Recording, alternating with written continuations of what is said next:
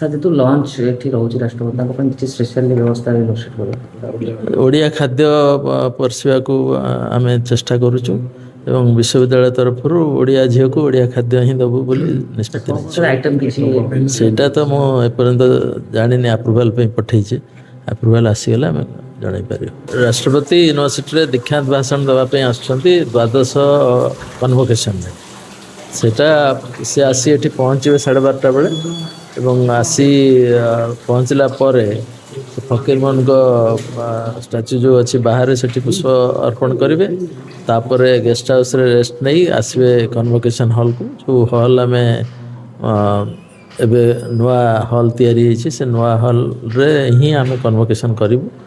ସେଠି ଆସି PhD gold medal ପିଲାଙ୍କ ସହ ଏବଂ ସିନେଟ୍ ସିଣ୍ଡିକେଟ୍ ମେମ୍ବର ସହ ଫଟୋ ଉଠାଇବେ।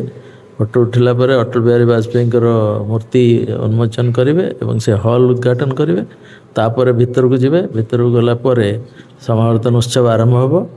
ମାନ୍ୟବର ରାଜ୍ୟପାଳ ସମାବର୍ତ୍ତନ ଉତ୍ସବରେ ସଭାପତିତ୍ୱ କରିବେ ଏବଂ ସମାବର୍ତ୍ତନ ଉତ୍ସବରେ ମାନ୍ୟବର ଶିକ୍ଷାମନ୍ତ୍ରୀ ଉପସ୍ଥିତ ରହିବେ। ସମାବର୍ତ୍ତନ ଉତ୍ସବକୁ ଉନ୍ମୋଚନ କଲା ପରେ ଆମେ 15 ଜଣ ଛାତ୍ରଛାତ୍ରୀଙ୍କୁ ଗୋଲ୍ଡ ମେଡ଼ାଲ ଦେବୁ।